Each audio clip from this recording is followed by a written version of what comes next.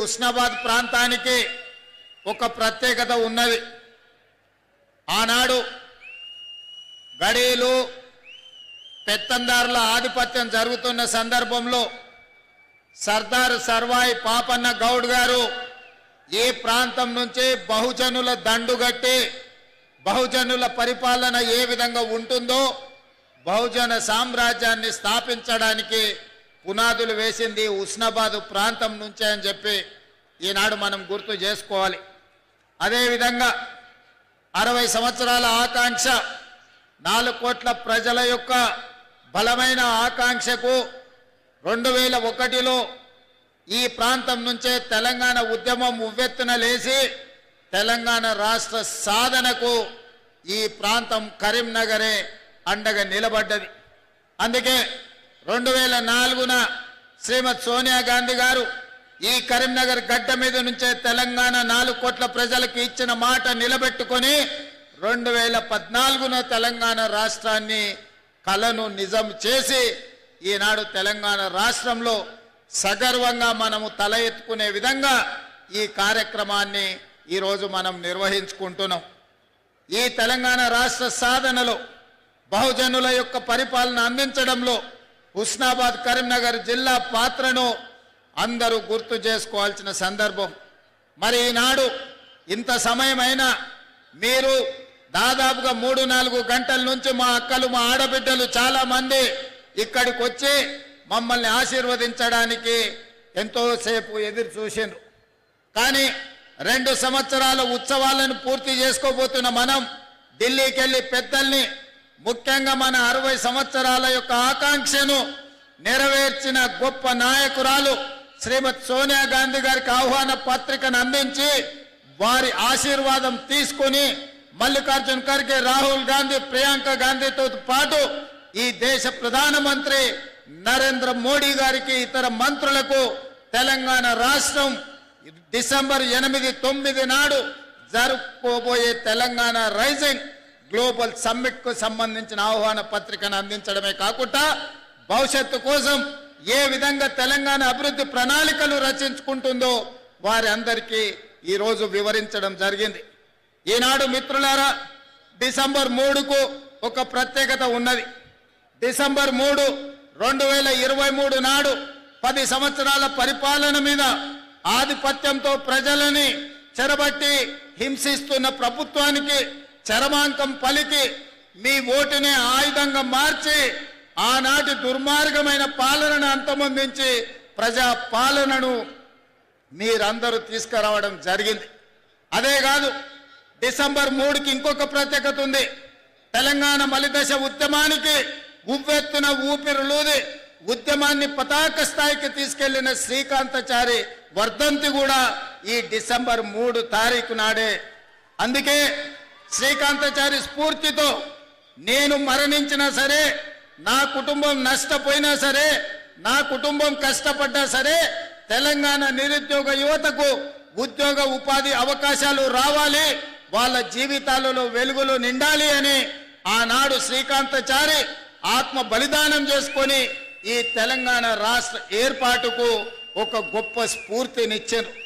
అందుకే శ్రీకాంతాచారి స్ఫూర్తితో కాంగ్రెస్ పార్టీ అధికారంలోకి వచ్చిన మొదటి సంవత్సరమే రాష్ట్ర ప్రభుత్వంలో 60,000 ప్రభుత్వ ఉద్యోగ ఖాళీలను భర్తీ చేసి ఈ తెలంగాణ ఉద్యమం ఉద్యోగాల కోసమే అన్న సంగతిని ఆనాడు నిరూపించి మొదటి సంవత్సరంలోనే 60,000 ఉద్యోగాలు ఇవ్వడం జరిగింది. ఇప్పుడు ఇంకొక 40,000 ఉద్యోగాల కోసం ప్రణాళికలు రచిస్తున్నాం. తొందరలోనే ఇంకా 40,000 ఉద్యోగాలు ఇచ్చి 2.5 సంవత్సరాలు పూర్తి చేసుకునే లోపల 1,00,000 ఉద్యోగ ప్రభుత్వ ఖాళీలను భర్తీ చేయడం ద్వారా ఇది ప్రజా ప్రభుత్వం ప్రజల కోసమే పనిచేస్తుంది, ప్రజల ఆకాంక్షలను నెరవేరుస్తుందని ఈనాడు మనం నిర్ణయాలు తీసుకొని ముందుకు వెళ్తున్నాం. అదేవిధంగా మీకందరికీ తెలుసు, ఈ భారతదేశ మొట్టమొదటి ప్రధానమంత్రి ఆనాడు దేశం అభివృద్ధి జరగాలి అంటే ఈ దేశంలో ఉన్న నిరక్షరాస్యతను తొలగించాలి, ఈ దేశంలో ఆకలి కేకలతోని ఆత్మహత్యలు చేసుకుంటున్న ఈ ప్రజలకు కడుపు నిండా పట్టెడు అన్నం పెట్టాలన్న ఆలోచనతోటి ఎడ్యుకేషన్ ఇరిగేషన్ విధానాన్ని ఆనాడు పండిత్ జవహర్లాల్ నెహ్రూ గారు ప్రవేశపెట్టిండ్రు. వారి స్ఫూర్తితోనే ఈనాడు మన ప్రభుత్వం నడుస్తుంది. అందుకే శాతవాహన యూనివర్సిటీకి అవసరమైన ఇంజనీరింగ్ కాలేజు, లా కాలేజీలు మీకు కావలసిన నిధులను ఈరోజు మంజూరు చేయడం జరిగింది. ఇదే కాదు, ఈనాడు మాటలు మాట్లాడుతారు, 1,00,000 కోట్లు పెట్టి కాళేశ్వరం కట్టినమన్నారు. ఆ కాళేశ్వరం కాస్త కూలేశ్వరం అయ్యి అక్కడ నిటారుగా నిలబడ్డది కూలిపోయిన కాళేశ్వరం. కానీ ఈనాడు కరీంనగర్ రైతాంగం ముందు నేను ప్రస్తావించదలుచుకున్నా, ఇక్కడ కట్టిన ఎస్ఆర్ఎస్పి ఆనాడు పండిత్ జవహర్లాల్ నెహ్రూ గారు మొదలుపెట్టి కడితే ఈనాటి వరకు మనము మంత్రులు ముఖ్యమంత్రులైన ఎస్ఆర్ఎస్పి ద్వారానే ఈరోజు కరీంనగర్ ప్రాంతానికి వరంగల్ ప్రాంతానికి లక్షలాది ఎకరాలకు నీళ్లు ఇస్తున్నాయి.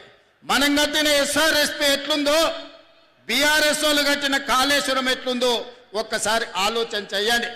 ఇదే కాదు, బాక్రానంగల్ నుంచి మొదలు పెడితే నాగార్జున సాగర్ శ్రీశైలం వరకు ఈ ప్రాజెక్టులన్నింటిని కూడా ఆనాటి మన పాలకులు మన ప్రధానమంత్రులు కట్టినాయి. ఈ రోజు దేశానికి సేవలు అందిస్తున్నాయి.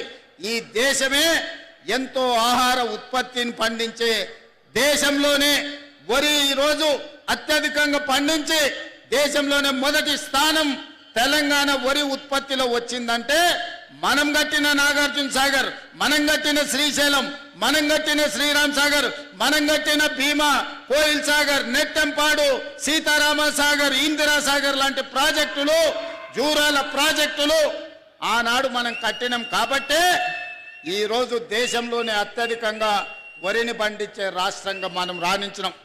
పెద్దలు తుమ్మల నాగేశ్వరరావు గారు చెప్పినట్టు వచ్చిన ఎంబడే 21,654 కోట్ల రూపాయలు 25,35,000 రైతు కుటుంబాలకు 2 లక్షల రూపాయల వరకు రైతు రుణమాఫీ చేసి దేశంలోనే తెలంగాణ రాష్ట్రం ఇది రైతు రాజ్యంగా, వ్యవసాయం అంటే దండుగ కాదు, వ్యవసాయం అంటే పండుగ అని నిరూపించి రైతు రుణమాఫీ చేసిన ఘనత మన ప్రభుత్వాన్ని.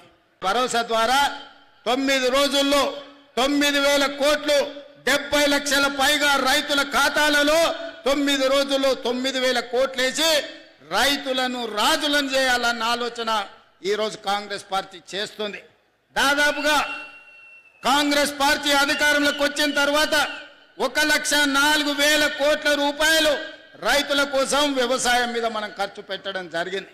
అదేవిధంగా ఇక్కడ మా అక్కలు మా ఆడబిడ్డలు ఉన్నారు. అక్కలు పండుగ నాడు అమ్మగారింటికి పోవాలన్నా లేకపోతే అమ్మవారిని దర్శించుకోవాలన్నా ఇంటి ఆయనను కన్న కొడుకునో కిరాయి పైసలు అడిగే పరిస్థితి. అందుకే మా ఆడబిడ్డలు అమ్మవారిని దర్శించుకోవాలన్నా లేకపోతే అమ్మను పోయి చూడాలన్నా ఆర్టీసీ బస్సులో ఇవాళ ఉచిత ప్రయాణం ఇచ్చినాం. 8,000 కోట్ల రూపాయలు ఉచిత ప్రయాణం కోసం ఖర్చు పెట్టినాం. దానికి మీ అభిమాన నాయకుడు ఇక్కడి శాసనసభ్యుడే పొన్నం ప్రభాకర్ గారి మంత్రివర్గంలో ఈరోజు ఆడబిడ్డలకు ఉచితంగా బస్సు ప్రయాణం. అందరు అనుకుంటుండొచ్చు మా అక్కలు ఉచిత బస్సులనే తిరుగుతున్నారని. ఉచిత బస్సులో తిరగడం కాదు, మా అక్కలకు 1000 బస్సుల యజమానులను చేసినాం. ఇవాళ స్వయం సహాయక సంఘాలు బస్సులు కొని ఆర్టీసీకి కిరాయి పెట్టి వందలాది బస్సులకు ఇవాళ మా ఆడబిడ్డలు యజమానులు అయ్యారు. అదాని అంబానీలు ఉత్పత్తి చేసే సోలార్ పవర్ ప్లాంట్లు ఈరోజు మా ఆడబిడ్డలకు ఇచ్చినాం.